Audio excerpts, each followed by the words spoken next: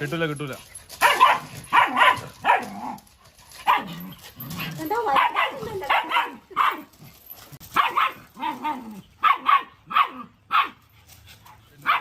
തമ്പനിയിൽ ഞാൻ എന്നെ പറഞ്ഞതല്ല കേട്ടോ, നമ്മുടെ അയറക്കുഞ്ഞിനെ പറഞ്ഞതാണ് കേട്ടോ. ഇത്രയും ചെറുതാണെങ്കിലും അതിൻ്റെ ഒരു ശൗര്യം കണ്ടോ. ഈ ഡിയോണിക്ക് ഭയങ്കര സ്നേഹമാണ്, അയറേനെ ചേച്ചിയാണ്, അനിയത്തിനെ ഭയങ്കര സ്നേഹമാണ്. പക്ഷേ ഇത് അതിന് തോണ്ടാനും മാന്താനും ചെല്ലും. അപ്പോൾ അതിൻ്റെ ദേഷ്യം കാണിക്കുന്നതാണ് അയറ. എന്താ കടി കുരച്ചിട്ട് ചാടുവാണ്, അതിന് കിട്ടിയതിനെ കടിക്കും. അതുപോലെ തന്നെ ഞാൻ മാക്സിമം സെൻഡാക്കുകയും റിപ്ലൈ കൊടുക്കുകയൊക്കെ ചെയ്യുന്നുണ്ടായിരുന്നു കേട്ടോ. അപ്പം അതൊക്കെ ഒന്ന് എടുത്തു. എപ്പോഴും എനിക്ക് കോൾ എടുക്കാൻ സമയം കിട്ടില്ല കേട്ടോ. നിങ്ങൾ ഏത് പ്രോഡക്റ്റ് വേണമെങ്കിലും എനിക്ക് മെസ്സേജ് വിട്ടോളൂ, എന്തായാലും ഞാൻ കുറച്ച് ദിവസത്തിനുള്ളിൽ തന്നെ അയക്കും. പിന്നെ കസ്തൂരി മഞ്ഞൾ പ്രീ ബുക്കും ചെയ്യണം കേട്ടോ. രാവിലെ തന്നെ ഒന്ന് കുളിച്ചു. ഇന്നലെ എനിക്ക് പനി ആയതുകൊണ്ട് ഞാൻ ഇന്നലെ കുളിച്ചില്ല. അപ്പോൾ എനിക്ക് നോക്കുമ്പോൾ ബോഡിയൊക്കെ ഭയങ്കരമായിട്ട് ഇങ്ങനെ ഒരു ഇച്ചിങ് പോലെ, ചൊറിച്ചിൽ പോലെ കേട്ടോ. എനിക്ക് തോന്നുന്നു ഇത്രയും ദിവസങ്ങൾ ഡിസംബർ വരെ ഇവിടെ ഒട്ടും തണുപ്പേ ഉണ്ടായിരുന്നില്ല. അപ്പോൾ ഞാനിങ്ങനെ ജോയോട് പറയുകയും ചെയ്തു കേട്ടോ, എന്തൊരു കഷ്ടമായി, ഈ ഡിസംബർ ആയിട്ട് പോലും ഇവിടെ തണുപ്പില്ലല്ലോ. അങ്ങനെയൊക്കെ എനിക്ക് തണുപ്പ് ഭയങ്കര ഇഷ്ടമാണ്. പക്ഷെ തണുപ്പത്ത് ഞാൻ മുഴുവൻ മൂടിപ്പറിച്ച് നടക്കുള്ളൂ. എന്നാലും തണുപ്പ് എനിക്ക് ഭയങ്കര ഇഷ്ടമാണ്. സഡൻലി ഈ 25-ാം തീയതി കഴിഞ്ഞപ്പോൾ അന്ന് വൈകുന്നേരം മുതൽ ഭയങ്കര തണുപ്പ് തുടങ്ങി കേട്ടോ. അപ്പോൾ പിന്നെ എനിക്ക് പനി പിടിച്ചു. ഡിസംബർ മുഴുവൻ ക്രിസ്മസ് മുഴുവൻ പനിയിൽ മുങ്ങി. ഞങ്ങൾക്ക് എല്ലാവർക്കും പനി പിടിച്ചു. ജോ നാട്ടിലും പോയി. അപ്പം അങ്ങനെ അത് കഴിഞ്ഞിട്ട് ഇന്നലെ പിന്നെ എനിക്ക് ഭയങ്കരമായിട്ട് പനിക്ക് തോന്നുന്നതുകൊണ്ട് ഞാൻ ഇന്നലെ കുളിച്ചില്ല. അപ്പോൾ നോക്കുമ്പോൾ രാത്രിയൊക്കെ എനിക്ക് ഇനിയിപ്പോൾ ഞാൻ കഴിച്ച ആൻറ്റിബയോട്ടിക്കിൻ്റെ ആണോന്ന് അറിയില്ല, അലർജി പോലെയാണോന്ന് അറിയത്തില്ല, ഭയങ്കര ഒരു ഇച്ചിങ് പോയി. അപ്പോൾ രാവിലെ ഞാൻ ചൂടുവെള്ളം ഇട്ടിട്ട് കുളിച്ചു. ഇനിയിപ്പോൾ നമ്മൾ മോയ്സ്ചറിങ് ക്രീം ഉപയോഗിക്കാതെ ഒരു രക്ഷയില്ല. അപ്പം ഞാൻ സാധാരണയായിട്ട് മോയ്സ്ചറായിട്ട് ഉപയോഗിക്കുന്ന അലോവേര ജെല്ല്, അത് ഈ ഖാദിയുടെ കേട്ടോ, ഫ്ലിപ്കാർട്ടിൽ ആമസോണിൽ നിന്ന് മേടിക്കാറുണ്ട് ഖാദിയുടെ. പിന്നെയുള്ളത് സെറ്റാപ്പിൽ എന്ന് പറയുന്നത്. ഇത് നമുക്ക് മുഖത്ത് ബോഡി ഫേസ് ക്രീമായിട്ട് ഉപയോഗിക്കാം, ലോഷനായിട്ട് ഉപയോഗിക്കാം. അപ്പോൾ രണ്ട് ഉപകാരമുണ്ട്. സെറ്റാപ്പിൽ എന്ന് പറഞ്ഞാൽ എല്ലാ ഫാർമസികളിലും കിട്ടും. ഇത് രണ്ടുമാണ് ഞങ്ങൾ ലോങ് ടൈം ആയിട്ട് ഉപയോഗിക്കുന്നത്. പിന്നെ മുഖത്ത് ഞാൻ പ്ലം ഉപയോഗിക്കാറുണ്ട് കേട്ടോ. പ്ലമ്മിൻ്റെ നല്ലതായിട്ട് എനിക്ക് തോന്നുന്നുണ്ട്. പണ്ട് ഞാൻ ഒലയൊക്കെ ഉപയോഗിക്കുമായിരുന്നു, പിന്നെ അത് നിർത്തി. ഭയങ്കര കോസ്റ്റ്ലിയാണ് ഒന്നാമത്തെ കാര്യം. പിന്നെ അത് വളരെ കുറച്ചേ ഉള്ളൂ. ഗൾഫിലായിരുന്നപ്പോൾ ഞാൻ ഒലയെ ഒത്തിരി ഉപയോഗിക്കാറുണ്ട് മുഖത്തൊക്കെ. ഇപ്പം ഞാൻ ഉപയോഗിക്കുന്നത് സെറ്റാപ്പിലും ഇതുമാണ്. പിന്നെ മുഖത്ത് ഞാൻ പ്ലം ഉപയോഗിക്കാറുണ്ട്. പ്ലമ്മിൻ്റെ സൺസ്ക്രീൻ ജെല്ലും പ്ലമ്മിൻ്റെ ലോഷൻ അങ്ങനെയൊക്കെ ഉപയോഗിക്കാറുണ്ട്. അപ്പോൾ ഇനിയിപ്പോൾ ബോഡി മുഴുവൻ ഞാനിതിപ്പോൾ വാരി പൊത്തി അലോവേര ജെല്ലും ഇതും രണ്ടും കുഴപ്പമില്ലാത്തതാണ്, വലിയ അപകടം ഇല്ലാത്തതാണ്. അപ്പോൾ ഇത് രണ്ടാണ് ഞാൻ യൂസ് ചെയ്യുന്നത്. അതൊക്കെ തേച്ച് പിന്നെ നമ്മുടെ പട്ടിക്കുഞ്ഞുങ്ങളെ എല്ലാവരും നോക്കിയിരിക്കണം. ചുറ്റോട് ചുറ്റും എല്ലാവരും നോക്കിയിരിക്കുകയാണ്. പ്രാവാണെങ്കിലും ബേർഡ്സ് ആണെങ്കിലും അതുപോലെ കോഴിയാണെങ്കിലും പട്ടിക്കുഞ്ഞുങ്ങളാണെങ്കിലും എല്ലാവരും നോക്കിയിരിക്കും. നമ്മൾ രാവിലെ പൂച്ച. അപ്പോൾ എല്ലാവർക്കുള്ള ഭക്ഷണം വിതരണം ചെയ്യണം. രാവിലത്തെ ഡ്യൂട്ടിയിലേക്ക് ഇറങ്ങണം. ഇതാണ് കേട്ടോ എൻ്റെ ബോഡി മോയ്സ്ചറിങ് പ്ലമ്മ്. അത് പ്ലമ്മ് മുഖത്തിന് ഉപയോഗിക്കും. പിന്നെ നമ്മുടെ ഖാദിയും സെറ്റാപ്പിലും. ഇത്രയാണ് ഞാൻ യൂസ് ചെയ്യുന്നത്. ബോഡിക്ക് ചൊറിച്ചിലും അലർജിയൊക്കെ ആണെങ്കിൽ എൻ്റെ ചുണ്ട് കണ്ടോ ഒട്ടും പൊട്ടിയിട്ടില്ല. കാരണം നമ്മുടെ തന്നെ ഈ ഒരു ലിപ് ബാമിൻ്റെ ഗുണമാണ് കേട്ടോ. എല്ലാ ദിവസവും കിടക്കുന്നതിന് മുമ്പ് ഞാൻ കുറച്ച് ലിപ് ബാം എടുത്തിട്ട് ചുണ്ടിലെത്തേക്കും. അത് പ്ലെയിൻ ആയിട്ടുള്ളത് കൊണ്ട് ഇതിലുണ്ട്. കുളി കഴിഞ്ഞ് വന്നപ്പോൾ തന്നെ ഞാൻ കുറച്ച് കളറുള്ള ബീറ്റ്റൂട്ട് കൂടുതൽ ആഡ് ചെയ്തിട്ടുള്ളതാണിത്. കളറുള്ളത് കുറച്ച് ചുണ്ടിൽ തേച്ചു കേട്ടോ. അതിന് മാന്തി പെറുക്കി എടുക്കുന്നത് കേട്ടോ. അതുകൊണ്ട് പ്ലെയിൻ ആയിട്ടുള്ളത് നമുക്കുണ്ട് കേട്ടോ. ഏത് വേണേലും കളർ വേണ്ടാത്തവർക്കാണെങ്കിൽ ഇതാ പ്ലെയിൻ ആയിട്ടുള്ള ഇത് ഒറിജിനൽ ബീവാക്സ് ആണ്. ഉരുക്ക് വെളിച്ചെണ്ണയാണ്. എസെൻഷ്യൽ ഓയിലും ബീവാക്സും ഉരുക്ക് വെളിച്ചെണ്ണ ഞാൻ ഇതിനു മുമ്പ് വീഡിയോ ഇട്ടിട്ടുണ്ടല്ലോ നമ്മളിത് പ്രിപ്പയർ ചെയ്യുന്നതൊക്കെ. അപ്പോൾ ഇത് കുറച്ചങ്ങ് തേച്ചിട്ട് കിടക്കുവാണെങ്കിൽ അല്ലെങ്കിൽ പകൽ എപ്പോൾ വേണമെങ്കിലും തേക്കാം. അങ്ങനെ ആയിക്കഴിഞ്ഞാൽ നമ്മുടെ ചുണ്ടിന് പിന്നെ ഒരു ഒട്ടും തന്നെ ഇത് ഇച്ചിരി നല്ല കളറുള്ള കേട്ടോ. ലിപ്സ്റ്റിക്കിൻ്റെ ഒരു കളർ തന്നെ തോന്നുന്നത്. അപ്പോൾ ഒട്ടും നമുക്ക് പൊട്ടൽ തോന്നത്തില്ല. ചുണ്ട് നല്ല സോഫ്റ്റ് ആയിട്ട് ഏത് സമയത്തും. ഇത് ചുണ്ടിൽ മാത്രമല്ല കേട്ടോ, കയ്യിലും കാലിലൊക്കെ തേക്കാൻ കുഴപ്പമൊന്നുമുള്ളതല്ല. അങ്ങനെ നമ്മളിനി അത് ഹാൻഡ് ക്രീമായിട്ട് നമ്മൾ ഉണ്ടാക്കുന്നുണ്ട്, ഓർഡർ തന്നെ ഉണ്ടാക്കും. അപ്പോൾ ഞാൻ സെൻഡാക്കാം കേട്ടോ. അപ്പോൾ ഇതൊക്കെ തേക്കുന്നതുകൊണ്ട് നമ്മുടെ ചുണ്ട് എപ്പോഴും നല്ല ഫ്രഷായിട്ട് ഒട്ടും പൊട്ടാതെ ഇരുന്നോളും.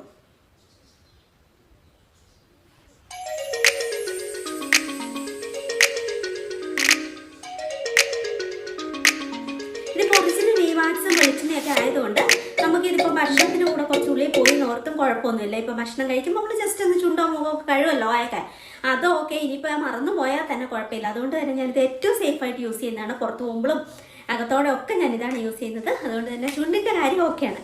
പക്ഷെ ഇപ്പോൾ തണുപ്പ് കൂടി ഇപ്പോൾ ബോഡി ലോഷൻ ഇനിയും മേടിക്കേണ്ടി വരും. സെറ്റപ്പിലൊക്കെ തീർന്നിരിക്കുകയാണ്. എനിവേ ഇന്ന് ഞാൻ ചിലപ്പോൾ പുറത്ത് പോകുന്നുണ്ട്, അന്നേരം ഞാൻ മേടിക്കും. അല്ലാതെ രക്ഷയില്ല, ഭയങ്കര ഇതല്ലേ. പിന്നെ നമ്മുടെ തന്നെ ഫേസ് മസാജ് ക്രീം ഉണ്ടല്ലോ, അതൊക്കെ യൂസ് ചെയ്തിട്ട് ഫേസൊക്കെ നമ്മളൊന്ന് മസാജ് ചെയ്യുന്നതുകൊണ്ട് മുഖത്തിന് അത്ര വലിച്ചിട്ട് പ്രശ്നങ്ങളൊന്നും തോന്നില്ല. മുഖവും കഴുത്ത് നമ്മളങ്ങനെ മസാജിൻ്റെ കൂടെ ഓയിൽ തേക്കുന്നുണ്ട്. ഓയിൽ മസ്റ്റാണ്. നമുക്ക് വെള്ളം നന്നായിട്ട് കുടിക്കണം, ഓയിൽ മസ്റ്റാണ്. പിന്നെ നമ്മൾ അത്യാവശ്യം പോഷകങ്ങൾ ഭക്ഷണ സാധനങ്ങൾ കഴിക്കണം. എന്നാൽ മാത്രമാണ് നമ്മുടെ ബോഡിയുടെ സ്കിന്നിങ്ങനെ വലിഞ്ഞു പൊട്ടാതെ ഇതുള്ളൂ. അപ്പോൾ അതിന് നമുക്ക് നേരെ കിച്ചണിലേക്ക് പോകാം. ബ്രേക്ക്ഫാസ്റ്റ് ചെയ്യും. 3-4 ദിവസം പനി പിടിച്ച് കിടപ്പായിരുന്നു. അതുകൊണ്ട് തന്നെ മുഖമൊക്കെ ഭയങ്കര ഡള്ളായിട്ടായിരിക്കുന്നത്. ഇന്ന് ഞാൻ ഇച്ചിരി തല പൊക്കിയ ദിവസമാണ്. അപ്പം ഞാൻ അടുത്ത് വീഡിയോ ഒക്കെ ചെയ്ത് തുടങ്ങാം. സൗണ്ട് നല്ല വ്യത്യാസം ഉണ്ടാവും അല്ലേ? അത് ക്ഷമിക്കണം കേട്ടോ. കണ്ണൊക്കെ ഒന്ന് എഴുതട്ടെ കേട്ടോ. ചത്ത കണ്ണു പോലെയില്ലേ? അപ്പോൾ കണ്ണൊക്കെ ഒന്ന് എഴുതി ഒരു കമ്മലൊക്കെ എടുത്തിട്ട് ഒന്ന് ഫ്രഷ് ആയിട്ട് നമുക്ക് തന്നെ ഒരു ഫ്രഷ്നെസ് ഫീൽ ചെയ്യണമല്ലോ.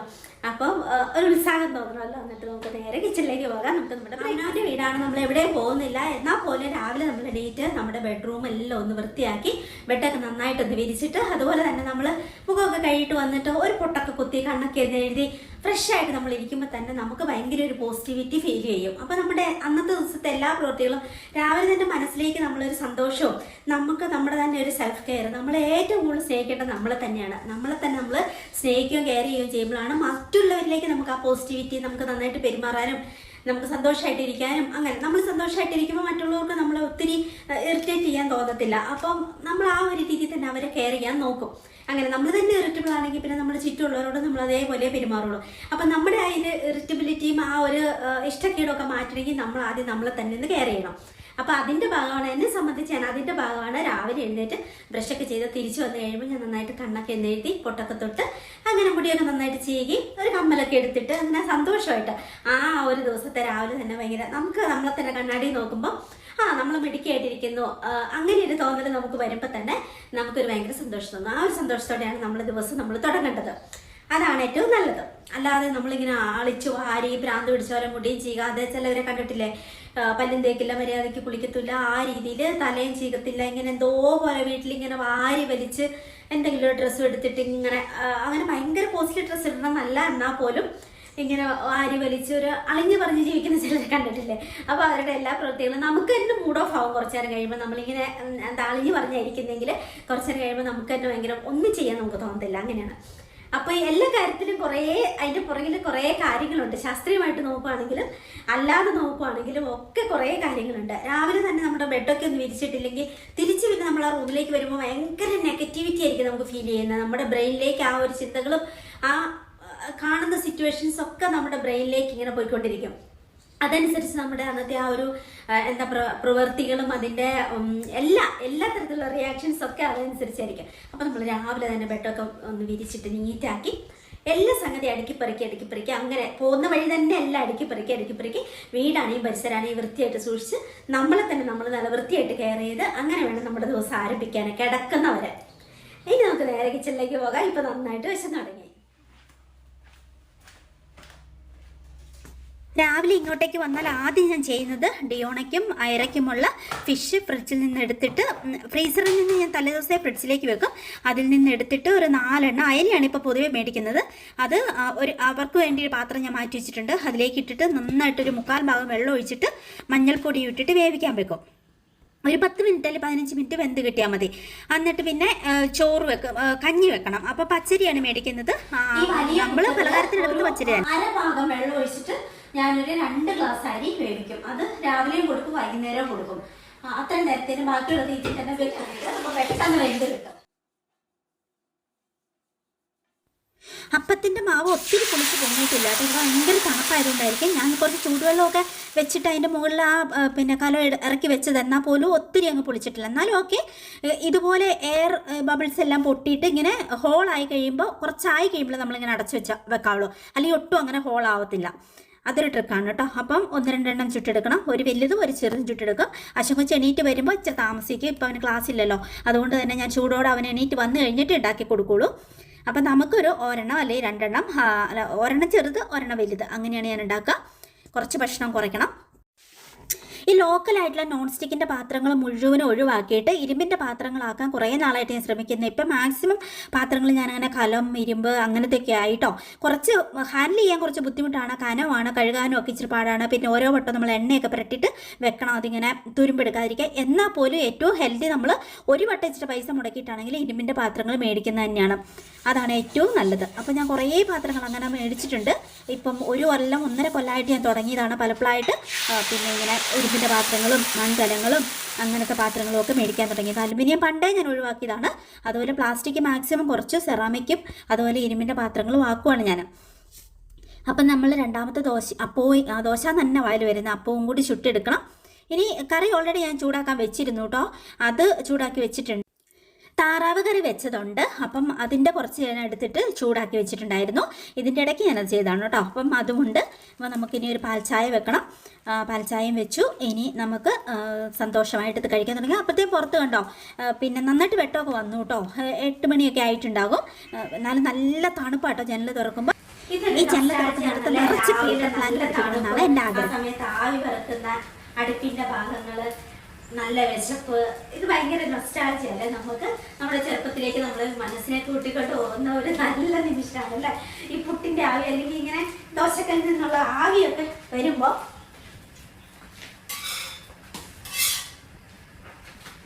നൊസ്റ്റാൾജിയ പറഞ്ഞിരുന്ന എൻ്റെ അപ്പം ഇപ്പം കരിഞ്ഞു പോയേനെ കേട്ടോ. നമ്മൾ അപ്പം ഉണ്ടാക്കി. എനിക്ക് ദോശക്കാരും ഏറ്റവും ഇഷ്ടമുള്ള ഒരു ബ്രേക്ക്ഫാസ്റ്റ് ആണ് കേട്ടോ അപ്പം എന്ന് പറയുന്നത്.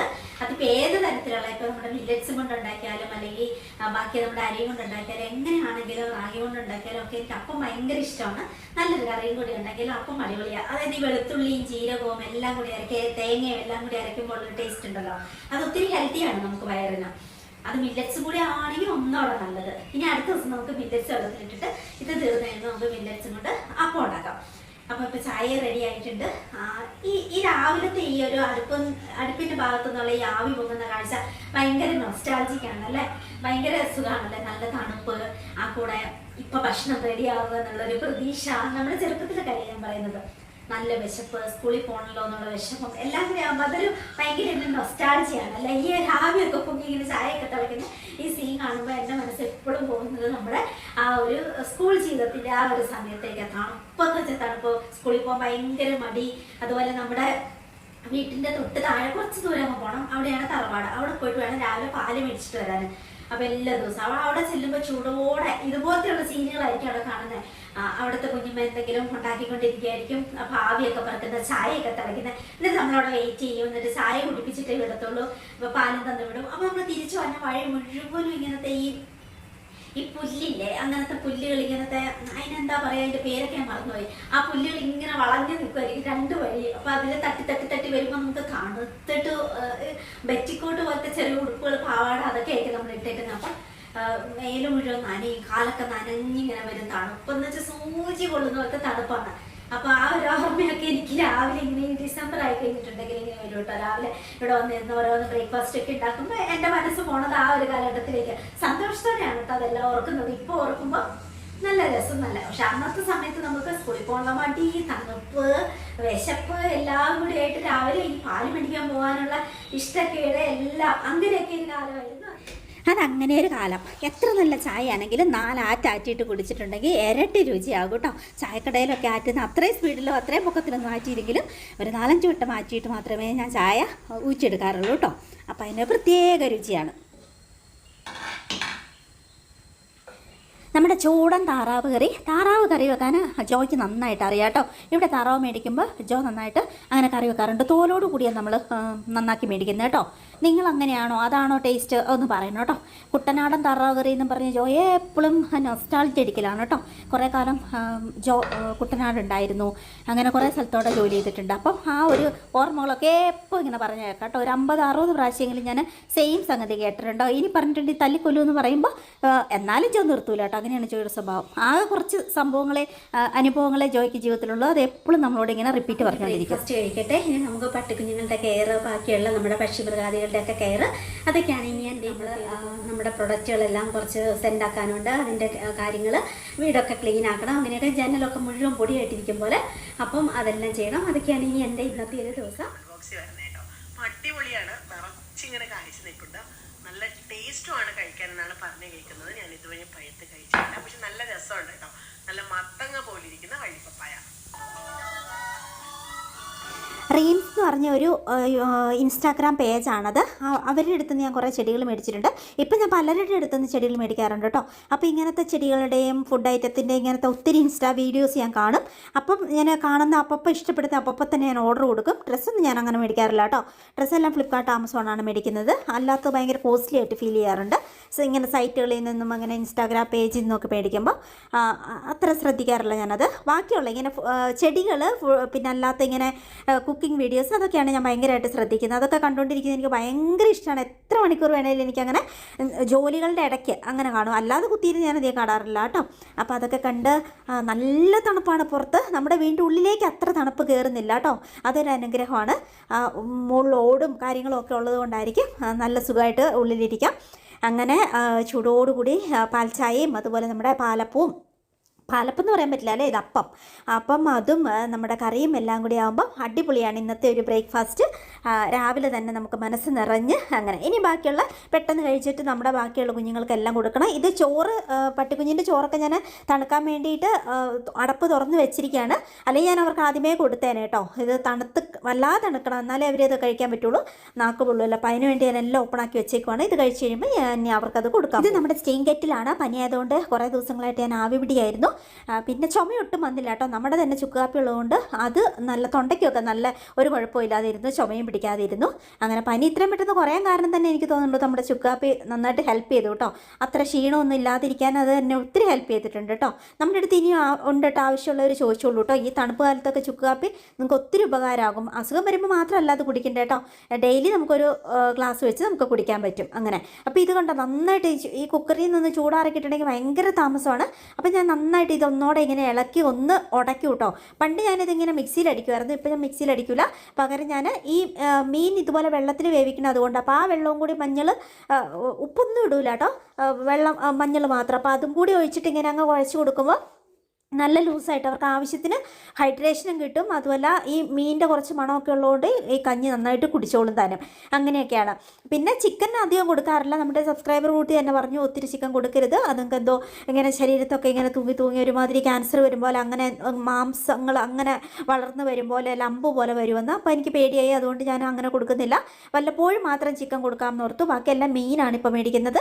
അയൽ അല്ലെങ്കിൽ ഇതുപോലെ അത്ര വിലയില്ലാത്ത ഫിഷുകളില്ലേ, അങ്ങനത്തെ മേടിക്കുന്ന ദശയുള്ള അതിലാകുമ്പോൾ നല്ല ദശ കിട്ടുമല്ലോ. അപ്പം അതുകൊണ്ട് പിന്നെ നന്നാക്കി എടുക്കാൻ എളുപ്പമാണല്ലോ, അതുകൊണ്ടാണ് ഞാൻ അങ്ങനെ മേടിക്കുന്നത്. അപ്പോൾ അതും കൊടുക്കും. 4 അയല വേവിക്കും, അത് 4 കൊടുക്കും ഒരു ദിവസം. പിന്നെ ഒരു മുട്ട കൊടുക്കും. പിന്നെ അതിൽ റോയൽ ക്യാനിൻ എന്ന് പറയുന്ന സ്പെഷ്യൽ ഫുഡ് മേടിക്കുന്നുണ്ട്, അത് കൊടുക്കും. പിന്നെ എല്ലാ ബിസ്ക്കറ്റ് കൊടുക്കും.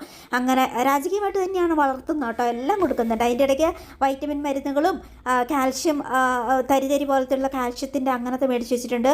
പിന്നെ സിറപ്പ് മേടിച്ച് വെച്ചിട്ടുണ്ട്. എല്ലാം കൊടുക്കുന്നുണ്ട് കേട്ടോ. അങ്ങനെയൊക്കെയാണ്. അപ്പം ഇതിങ്ങനെ നന്നായിട്ട് ഉടച്ചിട്ട് പിന്നെ കൊടുക്കും. ശരിക്കും നമ്മുടെ മക്കളെ പോലെ തന്നെ നമുക്ക് കെയർ ചെയ്യാൻ തോന്നും കേട്ടോ. രാവിലെയും രാത്രിയൊക്കെ ഇതുങ്ങളുടെ ചിന്തയാണ് എനിക്ക് മനസ്സിൽ. സത്യത്തിൽ ഞാൻ ആശുപത്രിയിൽ എനിക്ക് വളക്കാൻ അവസരം കിട്ടിയിട്ടില്ല. നമ്മൾ ജോലിയായിട്ട് പൈസ ഉണ്ടാക്കാൻ വേണ്ടി പോയതുകൊണ്ട് വളക്കാൻ അവസരം കിട്ടിയിട്ടില്ല. വല്ലപ്പോഴും വെക്കേഷൻ മാത്രമായിരുന്നു 9ാം ക്ലാസ് കഴിയണവരെ. അപ്പോൾ അവനെ 15 വയസ്സ് വരെ വളക്കാൻ പറ്റാത്തതിൻ്റെ ആ വിഷമം മുഴുവൻ എനിക്കിപ്പോൾ മാറുന്നത് ശരിക്കും കുഞ്ഞുങ്ങളെ വളക്കും പോലെ തന്നെ എനിക്ക് ഫീൽ ചെയ്യുന്നത് കേട്ടോ. രാവും പകലും അതുങ്ങളുടെ ഒരു ചിന്ത, അതുങ്ങൾക്ക് ഭക്ഷണം കൊടുക്കണം, അതുങ്ങൾക്ക് കെയർ കൊടുക്കണം. ഇത്രയും വ്യത്യാസം, ഇത്രയും നമ്മുടെ മനസ്സിൽ ഇത്രയും ചേഞ്ച് വരുമെന്ന് ഞാൻ സ്വപ്നത്തിൽ പോലും വിചാരിച്ചില്ല കേട്ടോ. എനിക്ക് മാത്രമല്ല കേട്ടോ, ഇവിടെയുള്ള ജോയും മാറി, അശോകച്ചിന് പിന്നെ പണ്ടേ ഇഷ്ടം കേട്ടോ ഇതുങ്ങളെ. അങ്ങനെ അപ്പോൾ ഇതെല്ലാം ഉടച്ചിട്ട് കൊടുക്കണം. ഇത് ഞാൻ പട്ടികൾക്ക് കൊടുക്കുന്ന പാത്രമല്ല കേട്ടോ, അവിടം വരെ കൊണ്ടുപോകാൻ വേണ്ടിയിട്ട് ഈ ഒരു പാത്രവും ഈ ഡപ്പയും പിന്നെ ആ ഒരു കുഞ്ഞുങ്ങൾക്ക് തീറ്റ കൊടുക്കുന്ന പോലത്തെ പാത്രം കേട്ടോ. അവിടെ ഞാൻ വേറെ പാത്രം വെച്ചിട്ടുണ്ട്. അതിങ്ങോട്ടേക്ക് ഞങ്ങൾ എടുക്കത്തില്ല, അവിടെ തന്നെ കഴുകി അവിടെ തന്നെ കൂട്ടി തന്നെ വെച്ചേക്കുമായിരിക്കും. അപ്പോൾ ഇതിലേക്ക് ഇച്ചിരി പച്ചവെള്ളം കൂടി ഞാൻ ഒഴിക്കാൻ പോകട്ടോ, അല്ലെങ്കിൽ ഇത് ഹെൻഡ് ചെയ്ത് തണുക്കുന്നില്ല. അപ്പോൾ അതും കൂടി ഒഴിച്ചിട്ട് തണുപ്പിച്ചിട്ട് കൊടുക്കാം. ഇപ്പോൾ ഒരു 8-8:30 ആയി. അപ്പോൾ അതൊക്കെ ഭയങ്കരമായിട്ട് വിശക്കുന്നുണ്ടാവും, അതുകൊണ്ട് ഇച്ചിരി തണുപ്പിച്ചിട്ട് കൊടുക്കാം. നമുക്ക് പട്ടിക്കുഞ്ഞിനെ തന്നത് പത്രോസ് സാർ ചേട്ടനാട്ടോ. ചേട്ടന് എപ്പോഴും ഞാൻ എന്തെങ്കിലും കാര്യം ഉണ്ടെങ്കിൽ ഉടനെ മെസ്സേജ് വിടും. അപ്പം ചേട്ടൻ എല്ലാ കാര്യങ്ങളും പറഞ്ഞു തരും. അങ്ങനെയാണ്. അപ്പം പറഞ്ഞിരുന്നു എനിക്ക് ചൂടുള്ള ഭക്ഷണമൊന്നും കൊടുക്കണ്ട, തണുത്ത് തന്നെ കൊടുത്താൽ മതി. അവർക്ക് ബേസിക്കലി തണുപ്പാണ് വേണ്ടത്, അതുകൊണ്ട് അങ്ങനെ വലിയ ചൂട് വേണമെന്നില്ല. പക്ഷേ ഇതിൻ്റെ ചൂടാറണമെങ്കിൽ ഭയങ്കര താമസമാണ്. അപ്പം ഞാൻ ഇനി കുറച്ച് നേരം പുറത്തും കൂടി കൊണ്ടുവച്ച് പതുക്കെ പിന്നെ അല്ലാത്ത ബിസ്ക്കറ്റൊക്കെ കൊടുക്കുമ്പോഴത്തേക്ക് തണുത്തോളൂ തണുത്ത പ്രതീക്ഷ. ഇനി നമുക്ക് നേരെ അങ്ങോട്ടേക്ക് പോകാം. ഈ വെയിൽ നോക്കട്ടെ കേട്ടോ, നല്ല സൂചി കുത്തുന്ന പോലത്തെ തണുപ്പാണ് കേട്ടോ. ഇപ്പോൾ തുടങ്ങും ഭയങ്കര ബഹളം കേട്ടോ. നമ്മൾ ചെല്ലുമ്പോഴത്തേക്ക് അറിയാവുന്നവരൊക്കെ പറഞ്ഞു ഇപ്പോൾ സിറ്റും ഡൗണും ഓരോന്ന് ടോയ്ലറ്റ് ട്രെയിനിങ്ങും എല്ലാം അയറക്കി കൊടുക്കേണ്ട പ്രായമായിരുന്നു. പക്ഷേ എങ്ങനെ അതിന് മാനേജ് ചെയ്യുമെന്ന് എനിക്കറിയത്തില്ല കേട്ടോ.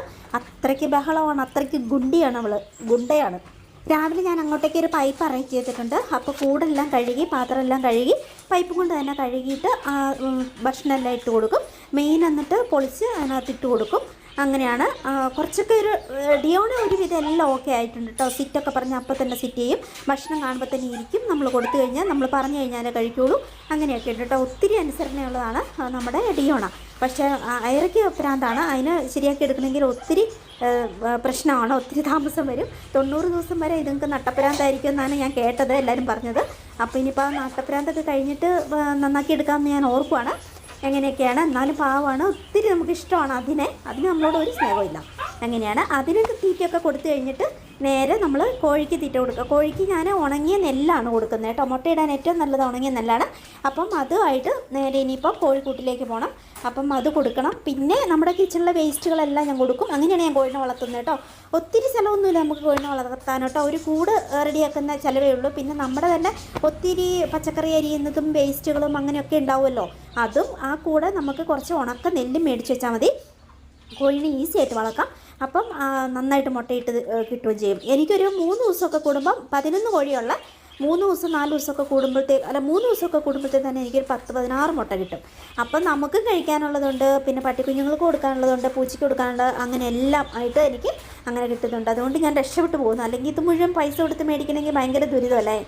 ഈ ചെടിച്ചട്ടികളൊക്കെ കുറച്ച് ഉയരത്തിലാണ്. അപ്പോൾ എനിക്ക് അവിടെ നിന്നിട്ട് ഇതിൻ്റെ കാട് പറിക്കാൻ പറ്റില്ല. അതിനകത്തൊക്കെ കാട് വളർന്നിറങ്ങിയേക്കുക. പിന്നെ ഇവിടെ സ്റ്റെപ്പിൽ കയറി നിന്നിട്ടൊക്കെ പറിക്കുമ്പോൾ അങ്ങനെ മറിഞ്ഞു വീണാലോ എന്ന് ഓർത്തിട്ട് എനിക്ക് പണ്ടേ ബാലൻസ് കുറവാണ്. ആ കൂടെ എനിക്ക് അശ്വകൊച്ചിനെയൊക്കെ അവിടെ കയറ്റിയിട്ട് അങ്ങനെ പറിക്കാൻ എനിക്കൊരു പേടിയാണ്. ജോയാണെങ്കിലും എന്നോട് സ്റ്റെപ്പിൽ പിടിക്കാൻ പറയും, പക്ഷേ എനിക്കങ്ങനെ പിടിച്ചാൽ ഗോവണിയില്ല, അതിൽ പിടിച്ചാൽ മറിഞ്ഞു വീഴുമെന്ന് പേടി. അതുകൊണ്ട് കാടൊക്കെ അങ്ങനെ തന്നെ വളർന്നു നിൽക്കട്ടെ എന്ന് ഞാൻ ഓർക്കും. അതിനി വേറെ എന്തെങ്കിലും ഒരു മാർഗ്ഗത്തിൽ മുറിച്ച് കളയണമെന്നുണ്ട്, അല്ലെങ്കിൽ അത് മൊത്തം മാറ്റി വീണ്ടും റീപോർട്ട് ചെയ്യേണ്ടി വരും. ഇനി നമുക്ക് കിച്ചണിലെ വേസ്റ്റൊക്കെ ഇടുന്ന ബക്കറ്റെല്ലാം കഴുകിയെടുക്കണം. ആ കൂടെ തന്നെ നമ്മുടെ ലവ് ബേഡ്സിനും അതുപോലെ പ്രാവിനും പൂച്ചയ്ക്കുമുള്ള മീയാണേ പൂച്ചേൻ്റെ പേര്, മീയ്ക്കുമുള്ള ഫുഡെല്ലാം കൊടുക്കണം. അത് ഞാൻ ഈ ഭാഗത്തായിട്ട് അറേഞ്ച് ചെയ്തിട്ടുണ്ട്. അപ്പോൾ എനിക്ക് എളുപ്പമല്ലേ, അവിടുന്നേ തന്നെ കൊണ്ടുവരണ്ടല്ലോ. അപ്പോൾ ഈ ചെരുപ്പൊക്കെ വെക്കുന്ന ഈ ട്രോളികളുണ്ടല്ലോ, അതിൻ്റെ അപ്പുറമായിട്ട് ഞാൻ എല്ലാം അറേഞ്ച് ചെയ്ത് വെച്ചിട്ടുണ്ട്. അപ്പം അവിടുന്ന് എടുത്തിട്ട് ഇനി അത് കൊടുക്കണം. മീയാണെങ്കിൽ ഭയങ്കര അക്ഷമയായിട്ട് നോക്കിയിരിക്കുമായിരിക്കും. അപ്പം ഭയങ്കര അനുസരണയാണ് കേട്ടോ മിയയ്ക്ക്. പക്ഷേ നമ്മൾ വിളിച്ചാൽ വരും. പിന്നെ ഭയങ്കര ഭയങ്കര സ്നേഹമാണ് നമ്മളോട്. അങ്ങനെയൊക്കെ ഭയങ്കര അനുസരണയാണ്. അങ്ങനെയൊക്കെയാണ്. വേറെ എവിടെയും അപ്പി ഒന്നും ഇടത്തില്ല. പുള്ളിക്കാരിക്ക് കൊടുത്തേക്കുന്ന ട്രെയിൽ തന്നെ അപ്പി ഇട്ടോളും. അങ്ങനെയൊക്കെയാണ്. ഒരു പ്രാവും കുഞ്ഞിന് മാത്രം എന്തോ പറ്റിയിട്ടുണ്ട്. അതിനെന്ത് ചെയ്യണമെന്ന് അറിയത്തില്ല. ഇതിങ്ങനെ പമ്മി ഇവിടെ ഇരിക്കുവാണ്. അതിൻ്റെ എണ്ണയാണെങ്കിൽ പൂച്ച പിടിച്ച് ചത്തുപോവുകയും ചെയ്തു. അപ്പോൾ അതങ്ങനെ പ്രാവുകൾ ഒത്തിരി ആയിട്ടുണ്ട് കേട്ടോ. ആർക്കെങ്കിലും വേണമെങ്കിൽ, വയനാട്ടുകാർക്ക് ആർക്കെങ്കിലും പ്രാവിനെ വേണമെങ്കിൽ പറഞ്ഞാൽ മതി കേട്ടോ. എന്നെ വാട്സപ്പിൽ എനിക്കൊന്ന് മെസ്സേജ് വിട്ടാൽ മതി കേട്ടോ. കാരണം ഇത് എനിക്ക് മാനേജ് ചെയ്യാൻ പറ്റുന്നില്ല. ഈ ഒരു കൂടാണ്. പിന്നെ ഒത്തിരി കൂടുമ്പോൾ നമുക്കത് കൂടുകളിലേക്ക് ഭയങ്കര കൺജസ്റ്റഡ് ആവുകയാണ്. അങ്ങനെയൊക്കെ ആയതുകൊണ്ട് എനിക്ക് മാനേജ് ചെയ്യാൻ പറ്റില്ല. അപ്പം ഞാൻ ആർക്കെങ്കിലും ഒക്കെ കൊടുത്ത് തീർക്കും കേട്ടോ, പെട്ടെന്ന് തന്നെ കടകളിലൊക്കെ. അങ്ങനെ അപ്പോൾ ആർക്കെങ്കിലും ആവശ്യമുണ്ടെങ്കിൽ ചോദിച്ചോളൂ. പല ടൈപ്പും മുദീനയും അങ്ങനെ കുറേ ടൈപ്പ് നല്ല നല്ല ഐറ്റംസൊക്കെ ഉണ്ട് നമ്മുടെ അടുത്ത് കേട്ടോ. അത് ഒത്തിരി റേറ്റൊന്നും ഇല്ലാതെ ഞാൻ തരാം കേട്ടോ. ഞാൻ എല്ലാം ഭയങ്കര പൈസ കൊടുത്ത് മേടിച്ചാണ്. എന്നാൽ പോലും ഞാൻ കുറേയൊക്കെ തരാം കേട്ടോ. അങ്ങനെയാണ്. ഇനി നമുക്ക് ബാക്കി കുറേ കാര്യങ്ങളും കൂടി ചെയ്ത് തീർക്കാനുണ്ട്. പുറത്ത് തന്നെ നനയ്ക്കണം, കുറച്ച് സംഗതികൾ ഒന്ന് വൃത്തിയാക്കണം, എല്ലാം ഒന്ന് അറേഞ്ച് ചെയ്ത് വെക്കണം, ചെരുപ്പുകളൊക്കെ എടുത്ത് ട്രെയിൽ വെക്കണം. അങ്ങനെ കുറേ കാര്യങ്ങളും കൂടി എനിക്ക് രാവിലെ തന്നെ ചെയ്യാനുണ്ടാവും കേട്ടോ. പിന്നെ ലവ് ബേഡ്സിനാണെങ്കിൽ ഞാൻ തുളസിയുടെ ഇല പറിച്ചു കൊടുക്കും. അതാകുമ്പോൾ കുറച്ച് വിറ്റാമിനൊക്കെ കിട്ടിക്കോളും. പിന്നെ നിലത്തോടെ പടരുന്ന ഒരു പച്ച പുല്ലുണ്ട്, അത് ഞാൻ കുറേ വളർത്തുന്നുണ്ട് ഇതിൽ, അതും പറിച്ചു കൊടുക്കും. അവർക്ക് എല്ലാത്തിനും ശരിക്കും ഇലകളും കൂടി വേണം കേട്ടോ, എന്നാലേ അവരൊക്കെ നല്ല ഹെൽത്തി ആയിട്ട് വളരത്തുള്ളൂ. അപ്പോൾ അതെല്ലാം കൊടുക്കണം. പിന്നെ ഞാൻ കുറച്ച് നേരം മുറ്റത്തോടെയൊക്കെ നടന്ന് നമ്മുടെ പുതിയ ചെടികൾ, പൂക്കൾ അതെല്ലാം ഒന്ന് കാണുമ്പോൾ ഒന്ന് ആസ്വദിക്കും. അങ്ങനെ പിന്നെ കുറച്ച് വെയിൽ ജസ്റ്റ് രാവിലെ നമുക്കൊന്ന് ശരീരത്തിന് കിട്ടാൻ വേണ്ടിയിട്ട് അങ്ങനെ കുറച്ച് വെയിൽ കൊള്ളും. അങ്ങനെയൊക്കെയാണ് എൻ്റെ രാവിലത്തെ ഒരു സുപ്രഭാതം തുടങ്ങുന്നത്. ഇവിടെ മുഴുവനും ഇങ്ങനെ പച്ചപ്പും കാടും ഒക്കെ ആയി. ചിലവർ വന്നിട്ട് എന്നെ കുറ്റം പറയട്ടെ, ഇതെന്താ ഇങ്ങനെ കാട് പിടിച്ച് കിടക്കുന്നതെന്നോ. പക്ഷേ എനിക്ക് ഭയങ്കര ഇഷ്ടമാണ് ഇങ്ങനെ ഈ വള്ളിക്കുടിലും കാടും പൂക്കളും. ഇങ്ങനെയാണ് എൻ്റെ ഒരു സ്വപ്നം. അപ്പം അതനുസരിച്ച് ഞാനിങ്ങനെ വളർത്തിക്കൊണ്ട് വരുന്നതാണ്. ചിലർക്കൊന്നും അത് ഇഷ്ടപ്പെടുന്നുണ്ടാവില്ല. പിന്നെ ഇവിടെ പണിക്ക് വരുന്ന കുറേ പേര് ബാക്കിയുള്ളവരോട് ചെന്നിട്ട് പറയാം, എൻ്റെ അനിയത്തി കൊച്ചിൻ്റെ അടുത്ത് നിന്ന് കുറച്ച് പേര് പണിക്ക് ഇവിടെ വന്നായിരുന്നു. അവർ ചെന്നിട്ട് അനിയത്തി കൊച്ചിനോട് പറഞ്ഞു, അയ്യേ നിൻ്റെ ചേച്ചീൻ്റെ വീടെന്താ അങ്ങനെ കാട് പിടിച്ച് കിടക്കുന്ന, എന്താ ഒരു വൃത്തിയില്ല നിൻ്റെ ചേച്ചീൻ്റെ വീടിനെന്ന് പറഞ്ഞു. അപ്പോൾ അവൾ ഭയങ്കര ചിരിയായിരുന്നു കേട്ടോ. അവൾക്കറിയാം എൻ്റെ സ്വഭാവം, അവളിവിടെ കാണുന്നില്ലേ. അപ്പം അങ്ങനെ അപ്പം എനിക്കും ചിരി വന്നു കേട്ടോ. അവർ കുറച്ചും കൂടി വൃത്തിയുള്ള, അവർ ആദിവാസി ആ സമൂഹത്തിൽപ്പെട്ടവരാണ്. അവർക്കിതൊന്നും ആക്സെപ്റ്റ് ചെയ്യാൻ പറ്റത്തില്ല. അവർ എനിക്ക് തോന്നുന്നു മുഴുവനും ചാണകമൊക്കെ മെഴുകി പരിസരം മുഴുവൻ വൃത്തിയാക്കി കിളച്ച് കാടെല്ലാം വെട്ടി തെളിച്ച് ചാണകം മെഴുകി ശുദ്ധമാക്കിയിട്ട് അങ്ങനെ ഇടുന്നവരാണ് അവർ. അവർക്കപ്പോൾ ഇത് കാണുമ്പോൾ ഭയങ്കര കാടും പള്ളയൊക്കെ ആയിട്ട് വനം പോലെ തോന്നത്തുള്ളൂ. അവർക്കത് ഇഷ്ടപ്പെടത്തില്ല. അങ്ങനെ അവർ അവിടെ ചെന്നിട്ട് കുറേ കുറ്റം പറഞ്ഞിട്ടുണ്ട്. അങ്ങനെ ബാക്കിയൊന്നിനും കുറ്റം പറഞ്ഞില്ല കേട്ടോ. ഈ ഭയങ്കര കാടും വൃത്തിയില്ല, ആ വീടിന് മൊത്തത്തിൽ മുറ്റമൊന്നും ഒരു വൃത്തിയില്ല, മുഴുവൻ കാടും പള്ളയാന്ന് പറഞ്ഞു. പലതരം ക്രീപ്പർ പ്ലാന്റുകളും അല്ലാത്ത പൂക്കളുള്ള ചെടികളൊക്കെ ഞാൻ മേടിച്ച് നട്ടിട്ടുണ്ട് കേട്ടോ. ഇതൊക്കെ മേടിച്ച് നടാൻ തുടങ്ങിയ കാലത്ത് തന്നെ കുറേ പിന്നെ കുറ്റം പറഞ്ഞു കേട്ടോ. എന്തോ ഒരു പൈസയാണ് മുടക്കുന്നത്, കാണുന്നവരോട് മുഴുവനും വാതോരാതെ കുറ്റം പറയാമായിരുന്നു അനിയത്തിമാരോടൊക്കെ കേട്ടോ. ഇവിടെ എത്ര പൈസയാണ് കളയണേ, ചുമ്മാ ചെടി മേടിച്ച് കളയുമോ അങ്ങനെ ഇങ്ങനെയാന്നൊക്കെ പറഞ്ഞ് ഈ അടുത്തൊരു ദിവസം ജോ മിറ്റി തെരഞ്ഞിട്ട് പറയുകയാണ്, എന്നാ ഭംഗിയല്ലേ ചെടികളെല്ലാം നിൽക്കുന്ന കാണാൻ, എന്ത് രസമാണ് ഇതിൽ നടക്കാൻ എന്നൊക്കെ പറഞ്ഞിട്ട് ഒരു ഉന്തും കൊടുത്തല്ലോ എന്ന് എനിക്ക് തോന്നി കേട്ടോ. ഞാൻ ഈ ചെടികൾ മേടിക്കുന്നതെന്ന് പറഞ്ഞാൽ എന്നെ എന്തോ ഒരു കുറ്റം പറഞ്ഞ ആളാണെന്നറിയോ. അപ്പോൾ ഞാൻ ചോദിച്ചു എന്നെ എന്തോ ഒരു കുറ്റം പറഞ്ഞു തന്നിട്ട് ഇപ്പം എങ്ങനെയുണ്ടെന്ന് ചോദിച്ചു കേട്ടോ. അപ്പോൾ പറഞ്ഞു, അല്ല നീ കുറേ മേടിച്ച് കുറേയൊക്കെ പോയില്ലേ അങ്ങനെ എങ്ങനെയെന്നൊക്കെ പറഞ്ഞ് കിടന്ന് ഉരുളുവാണ്. അതേപോലും ഭയങ്കര ഇഷ്ടമാണ് ജോയ്ക്ക് ഇപ്പോൾ ഇതുപോലെ മുറ്റത്തോടെ വൈകുന്നേരങ്ങളിൽ രാവിലെകളിലൊക്കെ നടക്കാനും എടുക്കാനും. അശ്വകൊച്ചിനും എന്നെ പണ്ടേ എൻ്റെ അതേ സ്വഭാവം തന്നെ ആയതുകൊണ്ട് അവന് ഒത്തിരി ഇഷ്ടമാകും. പിന്നെ പിശുക്കാന്നേ ഉള്ളൂ, ഇതൊക്കെ വെറുതെ ഫ്രീ കിട്ടിയായിരുന്നെങ്കിൽ നല്ലതായിരുന്നു എന്ന് ആലോചിക്കുന്നൊരു കൂട്ടത്തിലാണ് അശ്വകൊച്ചെന്നേ ഉള്ളൂ. പക്ഷെ നമുക്ക് നല്ല പൈസ കൊടുക്കാതെ ഒന്നും കിട്ടത്തില്ലല്ലോ. അപ്പം ഞാൻ ഈ ഇൻസ്റ്റയിൽ കാണുന്ന സൈറ്റുകളിൽ നിന്നും അല്ലാതെ നമ്മുടെ നാട്ടിലെ അത്യാവശ്യം വില കുറഞ്ഞ് കിട്ടുന്ന 1-2 നഴ്സറികളുണ്ട്, അവിടെ നിന്നൊക്കെയാണ് ഞാൻ അധികം മേടിച്ചിട്ടുള്ളത്. പിന്നെ എന്തായാലും ഒരു സംഗതികൾക്ക് നമ്മൾ ഇറങ്ങി പുറപ്പെടുമ്പോൾ അതിന് വേണ്ടി കുറച്ച് പൈസ മുടക്കേണ്ടി വരും. അതിൻ്റെ റിസൾട്ട് കിട്ടാൻ കുറച്ച് നാൾ കഴിയും. അതുവരെ നമ്മൾ ക്ഷമയോടെ നോക്കിയിരിക്കുക എന്നുള്ളതേ ഉള്ളൂ. ഇതിലിപ്പോൾ പകുതി പോലും പൂത്തിട്ടില്ല, എല്ലാം പൂത്ത് തുടങ്ങിയിട്ടേ ഉള്ളൂ. നമ്മൾ 1-2 വർഷമായിട്ടൊക്കെ ഞാനിങ്ങനെ നട്ടുകൊണ്ടിരുന്നതൊക്കെ. അപ്പം ഒരു വർഷം, ചിലതൊക്കെ 6 മാസം അങ്ങനെയൊക്കെ വേണം വള്ളിച്ചെടികൾക്കൊക്കെ നന്നായിട്ട് പൂക്കണമെങ്കിൽ. ഇഷ്ടം പോലെ റോസാ ചെടികൾ വള്ളി റോസയാട്ടോ എനിക്കിഷ്ടം. അതാകുമ്പോൾ താഴേക്കൂടെ നടക്കുമ്പോൾ നമുക്ക് ഡിസ്റ്റർബും ഇല്ല, നന്നായിട്ട് പൂത്ത് ഉയരത്തിലേക്ക് പോയിക്കോളും, താനും നന്നായിട്ട് പോകും. ഇതിൽ മുഴുവൻ കോവലിൽ നിന്ന് കയറ്റിയിട്ടുണ്ട് കേട്ടോ ആ വലിയ മരത്തേൽ. പക്ഷേ അത് പറിച്ചെടുക്കണമെങ്കിൽ ഇനി ആരെങ്കിലും കയറ്റി പറിക്കേണ്ടി വരും, അങ്ങനെയാണ്. അപ്പം അങ്ങനെ ഓരോന്നിനും അതിൻ്റേതായൊരു ടൈമില്ലേ, അതുപോലെയാണ്. ഇപ്പം ഞാൻ ഈ റിസോർട്ടിൽ ലാസ്റ്റ് ഞങ്ങൾ ഫുഡ് കഴിക്കാൻ പോകുന്ന ബൊഫേ ഡിന്നർ കഴിക്കാൻ വേണ്ടി പോകുന്ന സ്ഥലത്ത് ഇങ്ങനെ ഈ ഒരുമാതിരി റിസോർട്ട് വാഴ പോലത്തെ ഇറങ്ങില്ല, എൻ്റെ പേര് എനിക്കറിയില്ല കേട്ടോ. അത് നിൽക്കണേണ്ടപ്പം ഞാൻ അതുപോലത്തെ കുറേ എണ്ണം മേടിച്ചിപ്പോൾ ഇങ്ങനെ നട്ടു കേട്ടോ. എന്നിട്ടിപ്പോൾ ജോ പറയുകയാണ്, ഇപ്പോൾ ഞാൻ ചെടികൾ മേടിക്കുന്നതിന് അത്ര കുറ്റം പറച്ചിലില്ല കേട്ടോ, കാരണം ഇതിനൊക്കെ ഒരു ഭംഗിയുണ്ട് എന്ന് പുള്ളിക്ക് ഇപ്പോഴാണ് മനസ്സിലായി തുടങ്ങിയെന്ന് തോന്നുന്നു.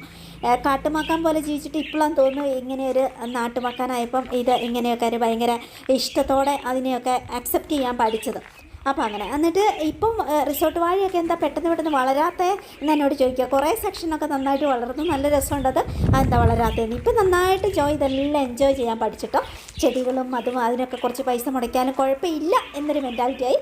ഇപ്പോൾ ഈ ലാസ്റ്റ് കോട്ടയത്തിന് പോകാൻ ഇറങ്ങിയപ്പോൾ എന്നോട് പറയുകയാണ്, നീ എനിക്ക് ഈ ചെടികളുടെയൊക്കെ കുറേ തൈകൾ പറിച്ച് തന്നെ, ഞാനെല്ലാം ഒന്ന് അവിടെ കൊണ്ടുപോയി ഒന്ന് നടട്ടെ, അവിടെയും കൂടി കുറേ ചെടി പിടിപ്പിക്കണം. ആദ്യമായിട്ട് അങ്ങനെ പറഞ്ഞാൽ എനിക്ക് ചിരി വന്നിട്ട് വയ്യായിരുന്നു കേട്ടോ.